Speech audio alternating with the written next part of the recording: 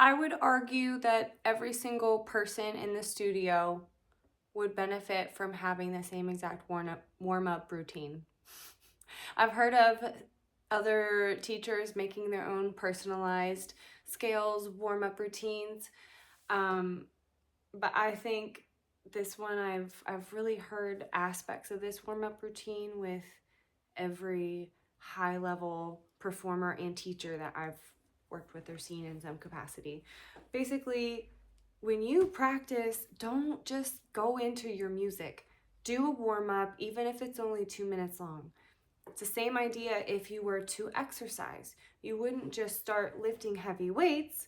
You would do some light cardio to get your heart rate up so that you're pumping blood and your body is physically getting warm, and you're getting breathless a couple of times. You want to do that, like especially even if you're doing a race, you ever do a marathon or something. But anyway, the concept of warming up, it's just to act as this transition time between you before you were practicing and you practicing. Sometimes it feels weird to get started. So having a warm-up that is the same every single time, given to you by a trusted advisor, will, I think, like really boost the productivity in your practice session. That's just me. I also have another video about this that I'll probably send to you guys. So, okay, you might be thinking, really? That's it? Just a warm-up? Okay, but I know a lot of you guys don't warm up.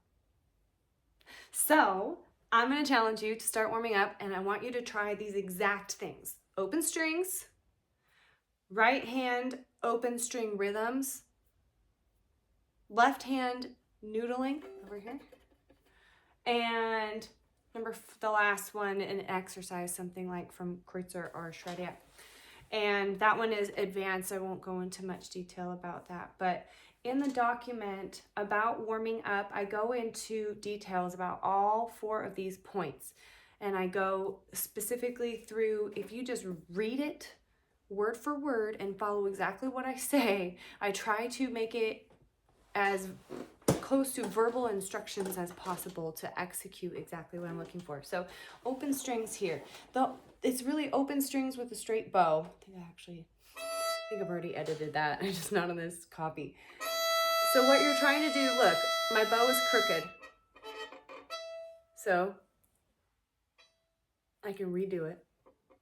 Now here, see, this is crooked. I want to do that because that's just a habit of mine. But if I really think about it,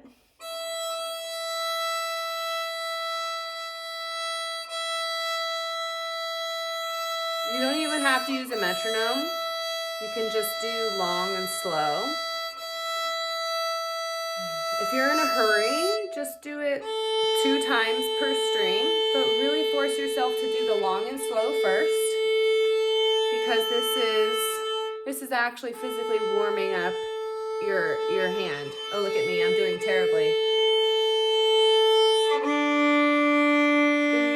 4, 1, 2, 3, 4, 1, 2, 3, 4, 1, 2, 3, 4. Okay, raise your hand if I've ever asked you to start your lesson that way. Most of you should be raising your hand right now. I try to make our lessons the way that you should also practice at home. I don't think I talk about that, but that's what I'm doing. So try to just copy whatever we're doing in our lessons. Now, right hand open string rhythms. This sounds kind of nebulous, but all it really is just, instead of doing the open for really slow, just pick a rhythm and do it on all 4 strings.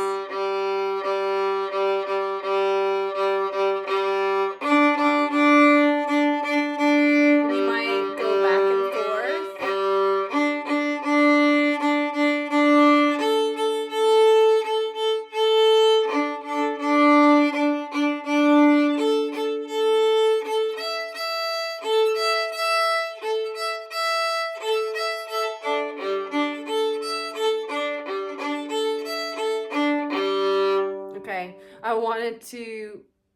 make it more complex more quickly there at the end, just to demonstrate to you how it might start really simply and then become more complicated as you go.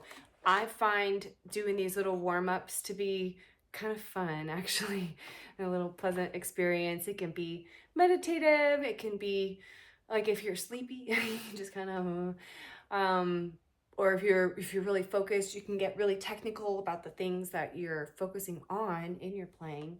So I like this kind of stuff, and I'm only doing my right hand, just one hand. Then my left hand, I try to, when I'm doing left hand noodling, maybe I'll just practice doing my left hand by itself before I even put the bow down. But when I do put the bow down, I'm probably going to use this really light, just the violin is holding the bow for me. I'm kind of I'm above the bow here. Very light sound. I'm tilting the bow away from my face. I'm closer to the fingerboard than I am to the bridge. I'm not holding my breath. And that's, I would choose something really light and easy for the right hand. Now, if you're just starting, that might feel really challenging. But I would encourage you to just go slower in the right hand while you're warming up the left hand.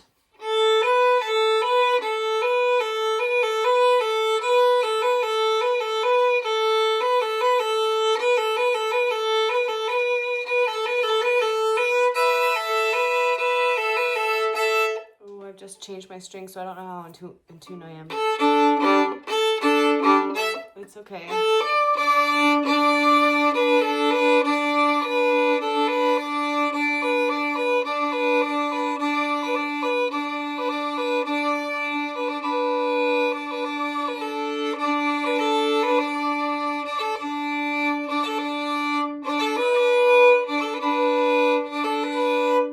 Okay, so that's just kind of an example of how you can do patterns with noodling. You can add a little drone to help you tune those fingers. Highly recommend doing that.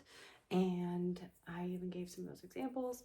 So yeah, and then picking an exercise, something like Shradiak 1 is really great because it's a single string exercise.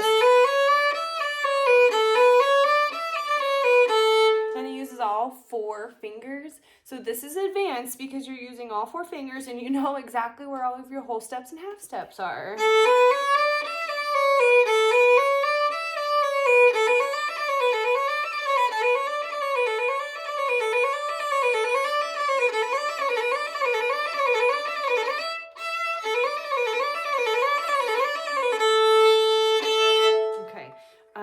I need to get my kind of diction with my fingers to be sharper. I would like it to be crisper. So that has a lot to do with the violin as well. Anyway, things that I think about while I'm practicing and warming up, but that would be the Shradiak exercise number 1, and it does other patterns after that.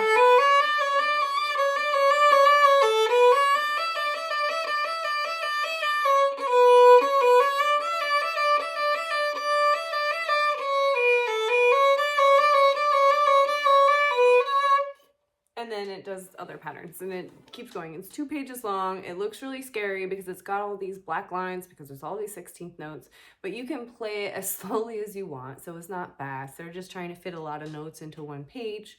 So they made it this a small note value. Anyway, that is too in the weeds. So that is your week 4 challenge. It is a warm up. I hope everybody will do this.